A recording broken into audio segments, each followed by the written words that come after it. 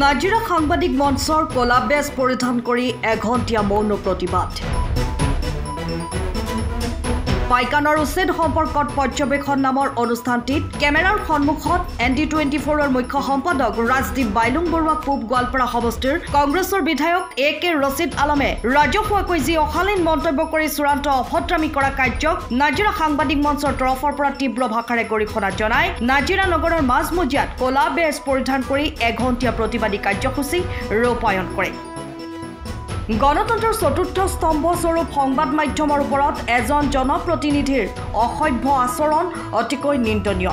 কংগ্ৰেছ দলে অতি শীঘ্ৰে এনে কান্তহীন বিধায়কৰ ওপৰত শাস্তিমূলক ব্যৱস্থা গ্ৰহণ কৰক।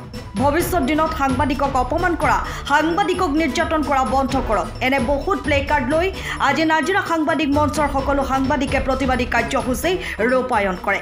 আমি দেখা পাইছোঁ ৰাজ্যখনত আজি কিছুদিনৰ পৰা একাংশ জনপ্ৰতিনিধিয়ে আমাৰ সংবাদ মাধ্যমৰ ওপৰত যি ঘৃণনীয়ভাৱে নিৰ্যাতন চলোৱাৰ কাৰ্য অব্যাহত ৰাখিছে তাক আমি গৰিহণা জনাইছোঁ।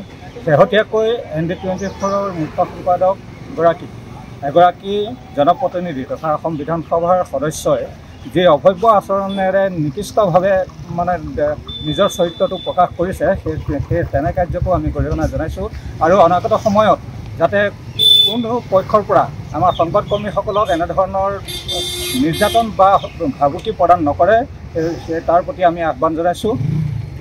এটা কথা আছে, যিখন ৰাজ্যৰ এতিয়া মুখ্যমন্ত্ৰীয়ে বাবা বুলি সাংবাদিকক সংবোধন কৰি কোনোবাখিনিত যেন অপমান কৰাৰ দৰে অনুভৱ হয়, তেনে ৰাজ্যত এতিয়া বাকীসকলে যে সাংবাদিকক অপমান নকৰিব তাক লৈ এতিয়া প্ৰশ্নৰ অৱতাৰণা হয়। আৰু আমি বৰ্তমান সময়ত যি ND24ৰ যি ঘটনা দেখিলো বা লাইভ চলি থকা অৱস্থাতে যি ধৰণৰ ঘটনা সংঘটিত কৰিলে, এই ঘটনা বুলি এইটো কাৰণে কৈছো কাৰণ এজন বিধায়ক হ'বলৈ হ'লে আপোনালোকে নিশ্চয় জানে এটা সমষ্টিৰ কিমান ভোটৰ প্ৰয়োজন হয় আৰু সেই ভোট লাভ কৰি তেওঁলোকে সমাজৰ হকে কাম কৰা তেওঁলোকৰ সকলোবোৰ দিশ চোৱা হয় আৰু তাৰ পাছতে একজন বিধায়ক হিচাপে এই সন্মানীয় পদত অধিষ্ঠিত হয়। তাৰ পাছত যদি তেওঁলোকে একজন সাংবাদিকক সন্মান কৰিব নাজানে আৰু কি ধৰণে কথা ক'ব লাগে এই যদি নাজানে তাতকৈ আৰু লাজৰ কথা একো হ'ব নোৱাৰে। আৰু আটাইতকৈ লাজৰ কথা এইটো হৈছে, আমি আজি নাজিৰা সাংবাদিক মঞ্চ ওলাই আহিছো, কিন্তু আমি সপ্তাহটোত প্ৰতিদিনেই সপ্তাহত এদিন এনেকে আহিব লগা হৈছে। মানে বিগত সময়ত এনেকুৱা ধৰণৰ ঘটনা বেছিভাগে হ'ব ধৰিছে। আৰু এইটো কিয় হৈছে? ৰাজ্যখনত এনেদৰে যদি সাংবাদিকৰ ওপৰত নিৰ্যাতন কৰিবলৈ হয় তেনেহলে অনাগত সময়ত সাংবাদিক অবিহনে এখন সমাজ বা এখন ৰাজ্য চলিব বুলি আপোনালোকে ভাবেনে?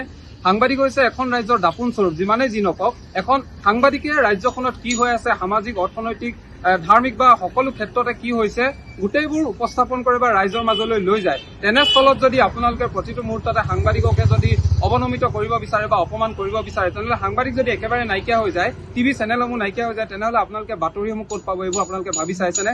আপোনালোকে কিবা এটা কাম কৰাৰ লগে লগে দৌৰি সাংবাদিকবোৰ যায় আৰু প্ৰচাৰ নহলে আপোনালোকে সাংবাদিকক গালি পাৰে বা যদিও প্ৰচাৰ নকৰিলে আপোনালোকে সাংবাদিকক গালি পাৰে। কিন্তু সাংবাদিকে যে এই জীৱনখিনিত কিমান কষ্ট কৰিছে, আজি মফচলীয়া সাংবাদিকতাৰ কথা যদি ক'বলৈ যাওঁ, কিছু সাংবাদিকে 30 বছৰ 25 বছৰ ধৰি তেওঁলোকে চাইকেল লৈ সাংবাদিকতা কৰিছে, তেওঁলোকে নিজৰ ঘৰখন কিদৰে চলাইছে এইবোৰ আপোনালোকে এবাৰ খবৰ লৈ পাইছেনে? তেওঁলোকক যে প্ৰয়োজনীয় যিমানখিনি সন্মান দিব লাগে এই সন্মানখিনিৰ কথা আপোনালোকে এবাৰ ভাবিছেনে?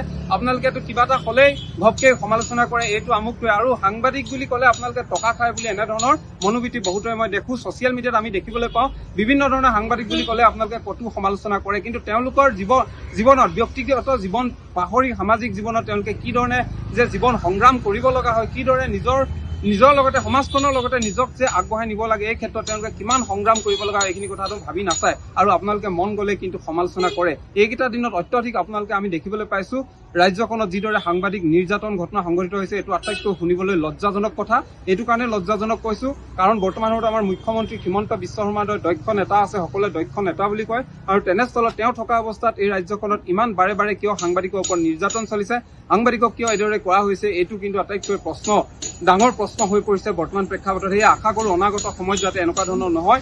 আৰু আপোনালোকে এবাৰ ভাবি চাওক, সাংবাদিক যে সকলো সাংবাদিকে কোটিপতি সাংবাদিক এইটো নহয়। বহু সাংবাদিকে নিজৰ নিচাত কাম কৰিছে, নিজৰ সমাজখনক ভাল পোৱা দায়বদ্ধ হৈ তেওঁলোকে কাম কৰিছে, তেওঁলোকক কিন্তু আপোনালোকে প্ৰকৃত সন্মান দিবলৈ চেষ্টা কৰক। ধন্যবাদ।